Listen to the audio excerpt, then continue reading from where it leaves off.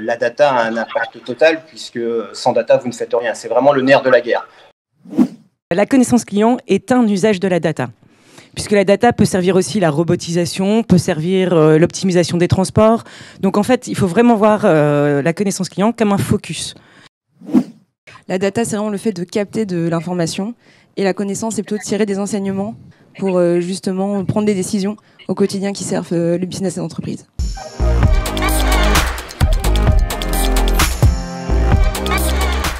On s'est dit, mais si on veut mieux cibler nos médias, il faut d'abord savoir la consommation digitale des habitants.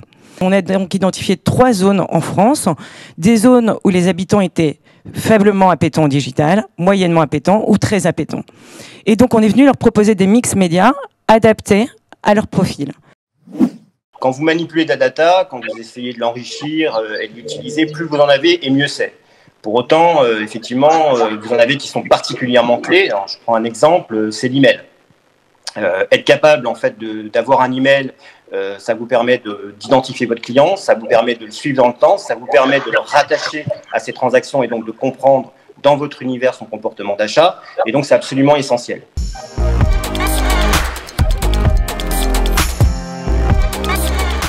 Alors le travail de l'équipe Data Science chez Values, c'est de créer des scores. Un score, c'est quoi? C'est une information sur un moment de vie que vivent les clients des enseignes. Pourquoi Values est déterminant? Boulanger, avec ses mécanismes simples de collecte d'informations sur les âges et les générations, on avait l'information sur 30% de nos lignes de vente. Avec Values, on est monté à 70%. Donc vous comprenez bien que pour avoir une aide à la décision pertinente, il faut que la photo elle soit juste et que la photo elle est plus juste avec 70% de données qu'avec 30%. Naomi, c'est une initiative Values. Donc c'est vraiment né des équipes du coup Values. Et aujourd'hui, comment on travaille ensemble? On travaille surtout à identifier des synergies communes pour venir muscler et amplifier la connaissance client, venir confirmer des insights, venir aussi en détecter chez Naomi.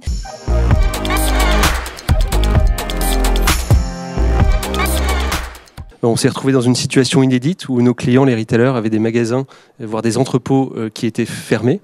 Et on a fait face à une demande importante de déploiement large et à grande échelle de notre solution. Le dernier kilomètre était bien présent, lui aussi, avec tous les transporteurs. La supply chain était désorganisée, mais il y avait une richesse de petits transporteurs qui étaient bien dispo. En matière de logistique du dernier kilomètre, le faire ensemble est particulièrement pertinent.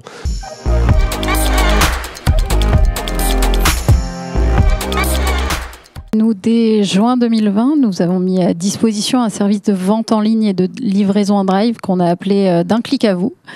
L'objectif donc était de rassurer les clients et de leur faire reprendre le chemin en fait des centres commerciaux, mais aussi de participer à la transformation digitale de nos enseignes, qui pour la plupart, quand ils sont indépendants, n'avaient pas du tout de site internet. On les a aidés à mettre en avant leurs produits, à mettre en place un système de paiement et à préparer des colis pour pouvoir les livrer en fait directement.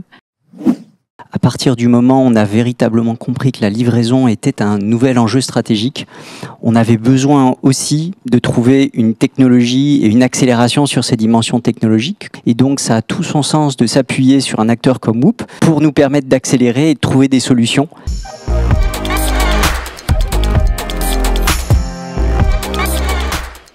Depuis quelques mois, grâce ou à cause du Covid, nos activités de logisticiens ou de transporteurs ont été mises sur le devant de la scène.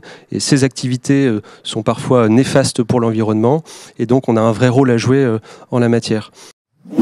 C'est aussi notre rôle en tant que commissionnaire de transport d'accompagner cette transition sur des investissements communs qu'on a déjà fait en partie dans les grandes villes, notamment à Paris, où on a 25% aujourd'hui de flux organisés en zéro impact carbone. Les attentes des consommateurs en matière de green, elles sont de plus en plus importantes. Néanmoins, je nuancerai mon propos en disant qu'il y a toujours un écart entre l'intention quand on interroge des personnes, êtes-vous prêt à vous faire livrer par une solution de livraison green, et puis l'acte d'achat qui généralement est un petit peu plus cher qu'une livraison traditionnelle. Ce qui nous réunit, c'est on fait tout ça pour les clients. Les meilleurs technos, c'est au service de notre client. La personnalisation, le fait d'authentifier un client nous donne un vrai gage de connaissance de ce client et on va améliorer fortement les recommandations qu'on va pouvoir pousser. Le temps d'intention d'un internaute sur nos sites est très court, donc on doit vraiment le cibler au plus proche de ce qu'il attend. Il ne faut pas harceler le client sur toutes nos pages, il faut trouver les bons endroits.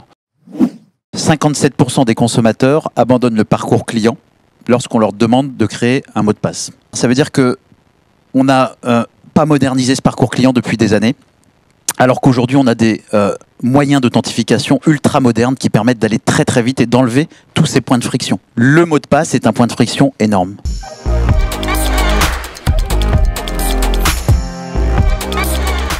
Deuxième point sur le mot de passe, c'est qu'il n'est pas sécurisé. La moyenne, aujourd'hui en France, c'est qu'un utilisateur, il utilise le même mot de passe pour une dizaine de comptes. Il y a ce qu'on appelle une stratégie qui s'appelle le progressive profiling qu'on peut mettre en place intelligemment pour réduire tous ces points de friction, sécuriser l'authentification et gagner en taux de conversion. Parce que, in fine, ce qui compte, c'est le taux de conversion. Nous, on intervient juste avant le paiement. La sécurité dans le paiement, c'est juste vital. Le paiement reste un sujet complexe, donc les retailers accordent un peu moins d'importance sur la page de paiement, ce qui est très dommage, parce qu'in fine, ça reste quand même une page de conversion.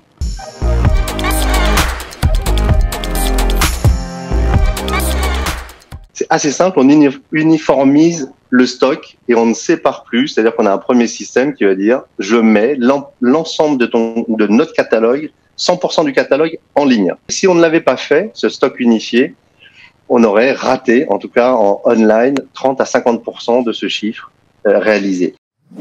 Fluidité, transparence et instantanéité, c'est vrai dans le paiement, c'est vrai dans le produit, c'est vrai dans le stock. Et donc c'est la force de ce collectif-là et de ce maillage de chaîne.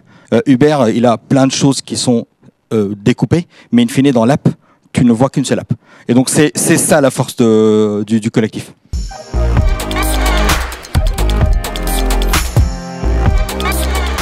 Cette transition qui est face à nous, elle est très profonde. C'est pas seulement un changement d'outils, de process, c'est un changement de culture qu'on a face à nous. On a déterminé que la matière pesait pour une part extrêmement significative de l'impact environnemental de l'activité de nos sociétés. Et donc on a décidé que les matières que nous devions utiliser à l'avenir étaient les matières recyclées, qui sont celles qui ont le moins d'impact environnemental. Quand on regarde le bilan carbone d'un équipement électronique, 75% des émissions CO2 sont liées à sa phase de construction, de fabrication. En fait, il faut s'attaquer à cette phase de production et se dire, une fois que j'ai créé un produit, comment je fais en sorte qu'en fait, cet investissement carbone, on le fait durer le plus longtemps possible.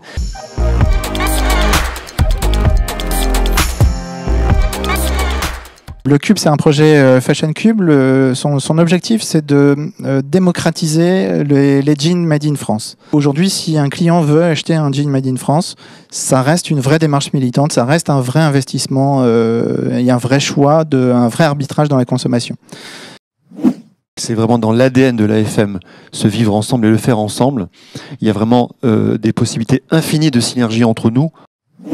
Il y a effectivement une volonté chez ADO de revisiter un petit peu sa culture d'entreprise au service à la fois de sa stratégie et de son impact positif.